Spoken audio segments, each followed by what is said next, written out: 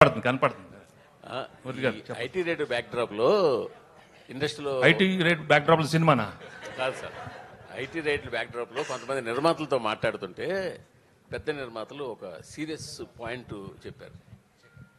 హీరోలు కనుక మొత్తం వైట్ తీసుకుంటే ఏ నిర్మాత బ్లాక్ చేయాల్సిన అవసరం లేదు అనే స్టేట్మెంట్ చాలా పెద్ద నిర్మాతల నుంచి వచ్చింది నా దగ్గరికి. హీరోలు బ్లాక్ తీసుకోకపోతే మేము ఇంకెవరికి బ్లాక్ ఇవ్వాల్సిన పని లేదు. ఇండస్ట్రీలో ఒక టెక్నీషియన్ కానీ ఒక వర్క్ కానీ దేనికి కానీ ఇవ్వాల్సిన పని లేదు. ఓన్లీ ఫర్ హీరోల కోసమే మేము బ్లాక్ ఇవ్వాల్సి వస్తుంది. ఆ బ్లాక్ ఇచ్చిన దానికి కూడా మేము బ్లాక్లో ఇంట్రెస్ట్ కట్టాల్సి వస్తుందని ఒక పెద్ద 2-3 నిర్మాతలు కనిపిస్తుంది. సో దీని మీ ఒపీనియన్ ఏంటి? నేను మిగతా ఒపీనియన్ నాకు తెలియదు కదా. నేను ఫుల్ వైట్ అయిపోయింది. వెంకటేష్ బాబు వైట్ లో వైట్ తీసుకునేది ఇంతే. నేను ఎక్కువ లేదు, ఇన్ఫాక్ట్ ఎక్కువ తీసుకోను. తీసుకునేది వైట్, అది ఆఫీస్లో తీసుకుంటారు. ఇప్పుడు డైలీ ఏదో తీసుకుంటాను, ఇది ఫర్ ఎక్స్పెన్సెస్.